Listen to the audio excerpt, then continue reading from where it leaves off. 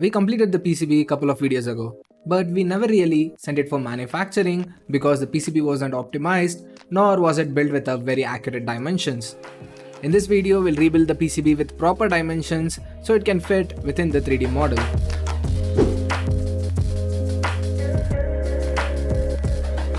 Here you can see I tried to make a PCB with the actual dimension, and there are a lot of issues with the placement of the components, mostly due to the through-hole components we chose.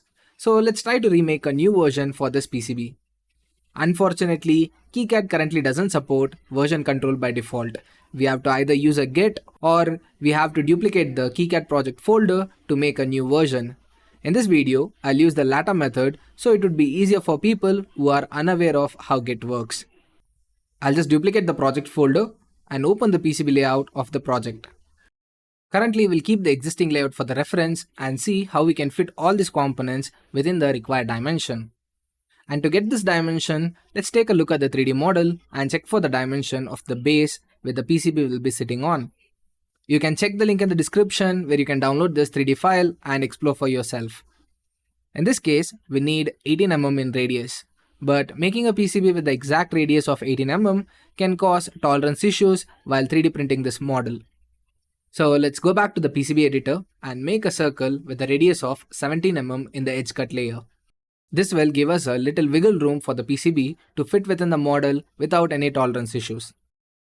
Before starting to place the components onto the shape, go to the board setup and enable FFab and BFab.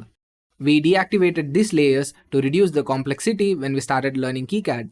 But now we'll use this layer to do some reference drawings which will help us align the footprints on the PCB. Now with the FFab selected, draw lines across the circle both horizontally and vertically. We can use these lines as guidelines to align the footprints and maintain the symmetry of the PCB. This is not required, but this will make sure your PCB is aesthetically more pleasing. Now let's start with the largest footprint that we have on the circuit. So that will be the cell holder footprint.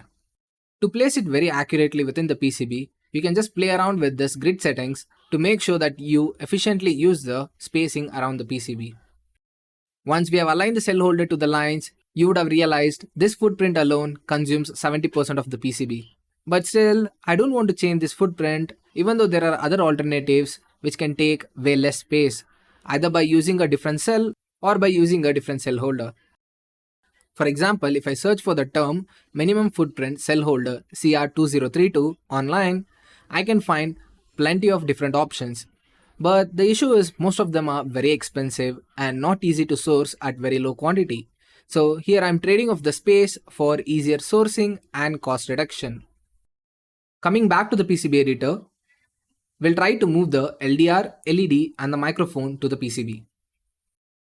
Since all these components are extended and not going to sit on the PCB, we don't need to have any of these fancy silk layers. We can easily replace them with the same footprint as the microphone and arrange them in order so it's easy to assemble within the 3D model. I know I'm overlapping the courtyards because I have to break this rule to fit the components within the PCB. But at the same time, I'm also aware this won't compromise the functionality of the PCB. It just adds a little bit of hassle during assembly, which I can probably manage. Now to store all these footprints in a compact way, I can remove all the graphics around this footprint. Can do that by going to the properties, edit footprint, and we'll select these and just hit delete. And here you can see saving this will only apply changes to the current PCB and it won't affect if you're starting a new project. So that's a pretty good option that we have.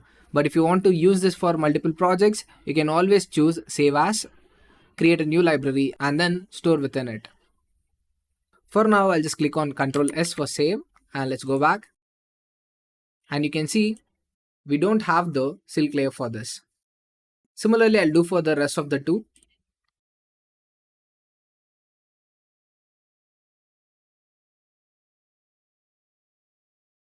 Next, we'll get the Attiny85. It seems like there is no way we can place the Attiny85 on the top layer of the PCB.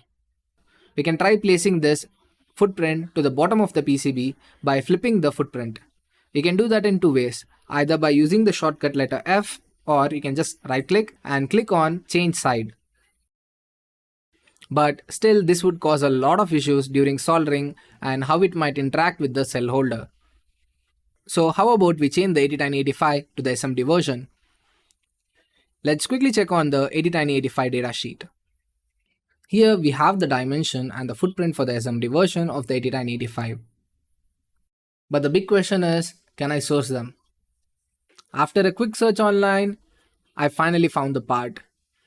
It seems like it's slightly a higher price when compared to the through-hole counterpart.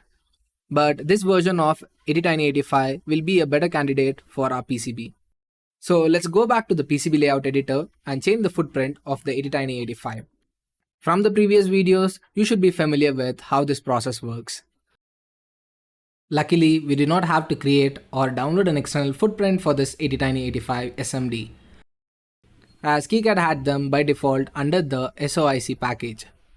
Just to be sure, I'll double check if the footprint dimensions are matching with the dimensions on the datasheet. That looks pretty good. We'll place this footprint under the cell holder. At this point, I want you to remember assembling components on both the side of the PCB can be cumbersome. But it's still doable if you are doing it for a small quantity and you are doing it by yourself. However, during large production, it can increase the cost significantly along with the complexity of the PCB. Therefore, opt for two-sided assembly only if it's necessary, or stick with one-sided assembly. In this case, I'll convert most of the components to SMD and place all of them on the bottom side of the PCB.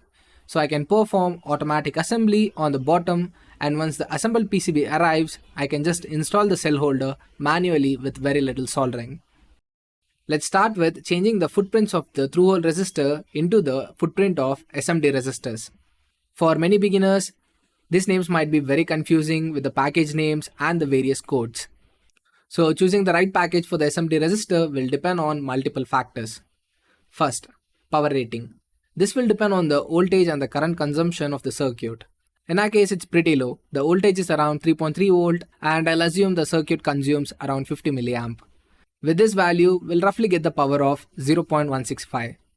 This is just an assumption and I'm exaggerating the values. But in reality, the circuit can even consume lower power with proper optimization.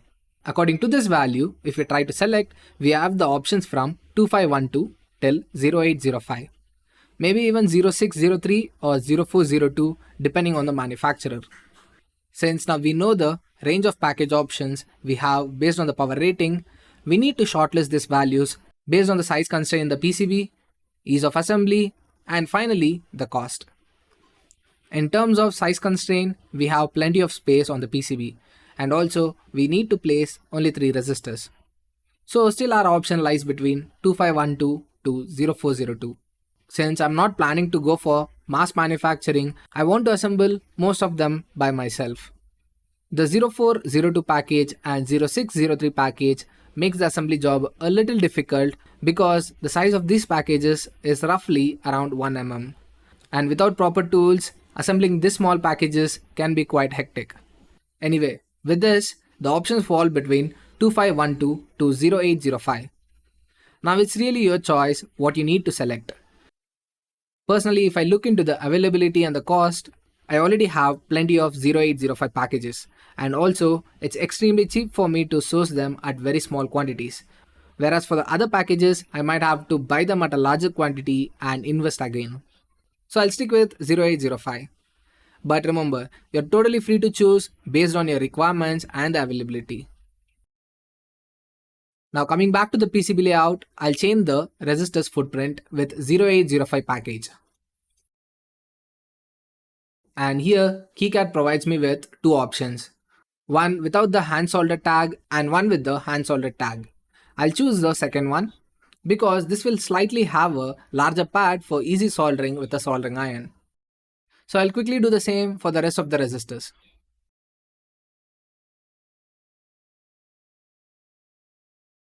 We need to make sure all the SMD components are on the bottom side of the PCB. So we'll make sure to put all these SMD components to the bottom layer by pressing the shortcut F. So now it's much easier to place the resistors on the bottom layer of the PCB.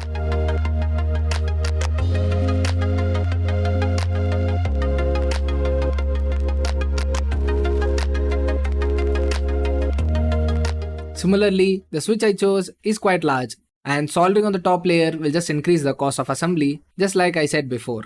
So I chose an alternative footprint for which I already have the component in hand.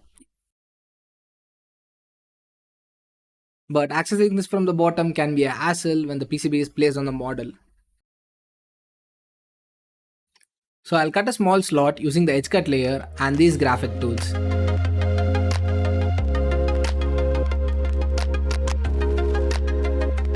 This will give me access later where I can turn on and turn off the switch without actually turning over the PCB.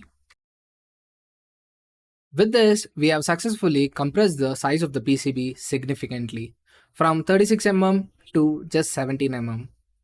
And this will perfectly fit within the 3D model. For the rest of the design, you just have to follow from the video number 10 till number 13, which goes through the process of routing, DRC check, and creating custom graphics. So I'll just delete this PCB and do that in a very quick way.